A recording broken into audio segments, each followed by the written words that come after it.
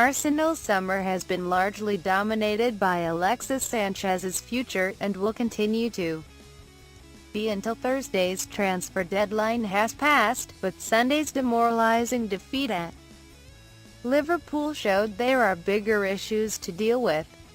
In losing 4-0 at Anfield, Arsenal showed tactically they are nowhere near their rivals for a top 4 place in the Premier League. More worryingly, they lacked hunger and they don't look like a team. I genuinely don't know what Arsene Wenger is saying to them on the training ground. It is unbelievable what we watched against Liverpool. They are making such basic mistakes. Were there any positives for Arsenal? No, absolutely none. Before the start of the season, one predicted Arsenal would finish outside of the top 4. Obviously I haven't changed my mind. It was just a shambles from a team which wants to develop after missing out on Champions League football for the first time in 20 years. It is the same old Arsenal, the same old problems. If they let Sanchez go, they're in a world of trouble. They're in a world of trouble anyway.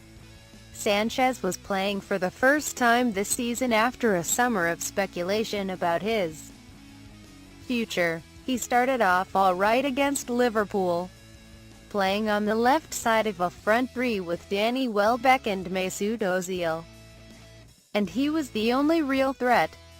But it was tough for him because Arsenal weren't getting the ball very much. He worked hard enough, but as the game went away from Arsenal you could see him getting frustrated. His body language wasn't good when he came off. In fact, before he came off you could tell he was despondent. But he still had a go and didn't look like someone who was not trying. Some Gunners fans might be annoyed by a camera picking out Sanchez appearing to smile as he was sitting on the bench, but that's not a big issue for me. We don't know what he was looking at. There could have been a policeman in front of him fall over or anything. It was a little quick smile. He soon went back to looking as miserable as sin. No one can accuse Sanchez of not caring. Over the past couple of seasons he has put in more effort than anybody. But does he want to be there now? I don't think so. With speculation linking him to Manchester City, I can see him going before Thursday. Arsenal set up with a 3-4-3 in effect, and that's fine if everyone knows the system and knows what they are doing, but they didn't. Granit Xhaka and Aaron Ramsey were in a midfield too, with Alex Oxlade-Chamberlain and Hector Bellerin as wing-backs. And the central midfielders really lack the athleticism to help out their defensive players.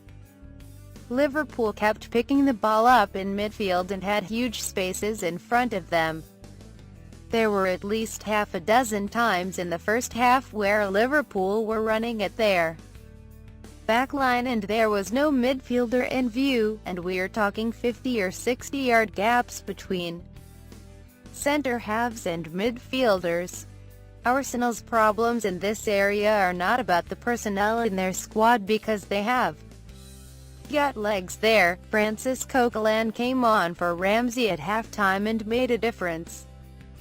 Arsenal changed the shape and looked more solid. Okay, they conceded 2 more goals, but that's because they were trying to get back into the game.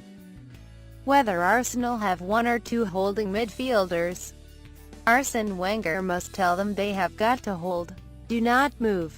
Liverpool captain Jordan Henderson isn't a holding midfielder, but he runs more than anyone in the Premier League, is a talker and a good passer. He's had to take away his runs forward, but he has embraced it because that's what the manager wants him to do. The team benefits because he's playing that role. Moussa Dembélé, my old teammate at Fulham, was never a central midfielder until he came to us. Now he is one of the best holding midfielders in the Premier League, if not the best. Like Henderson, he's embraced it, and the coach has helped him reach that level by telling him what to do. Dele Alli looks like a world beater because A, he is a world beater, and B, he knows he has got two guys on his back, whereas Ozil, if he is playing in the number 10 role, has two creative players behind him. The tenacity is not there.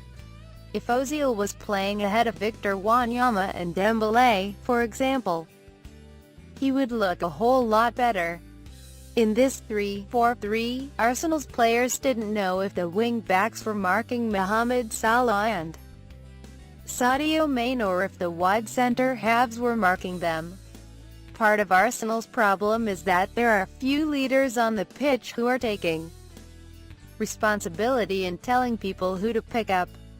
You need that because if the system is going wrong, then you can demand that off your teammates. But the manager creates the system and the discipline within the system. If there is no discipline and no work on it day in, day out, then players are not going to be able to fix that during a game. So what can they do? Change the manager? It sounds drastic because Wenger has done so much for this club in the English game. We know what he has done, but all good things must come to an end. I don't think he knew what to do as Arsenal were being overrun or what was wrong. That's the crime in it. It's not making the mistake, it's not knowing what it is.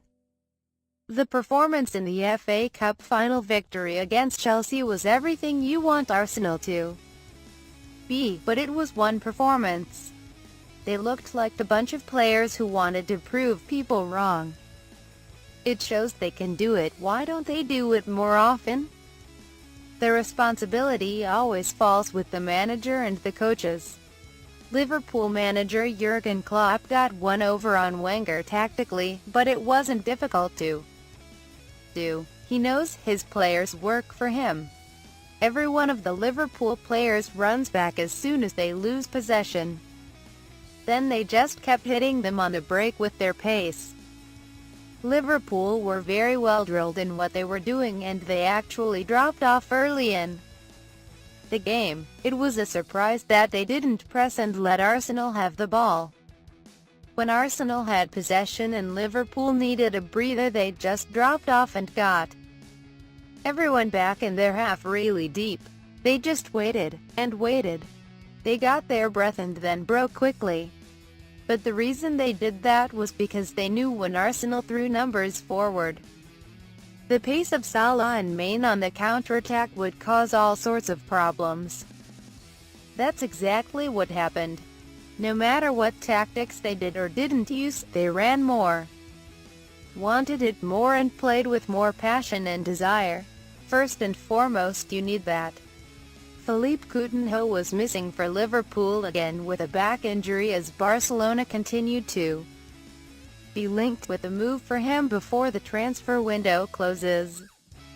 Again, Liverpool have shown they can cope without him in terms of scoring goals. Salah, Mane and Roberto Firmino were electric against Arsenal, just like they were against Hoffenheim in the Champions League playoff on Wednesday. Rotating positions, showing willingness to run in behind without the ball. I think Adam Lallana will score more when he comes back from injury. And Daniel Sturridge seems to be staying fit, which is a big bonus. But of course they will be better with Coutinho than without him. The choices they have with him keeps people on their toes and everyone competing for places. He can open up a team and he can score wonder goals. If you are talking about a £120 million fee, the big question is, who do you bring in? Can they bring in one or two in who make them stronger as a squad or as a team? It is difficult. But if they keep forward players fit, they will always cause problems because they have so much pace and creativity.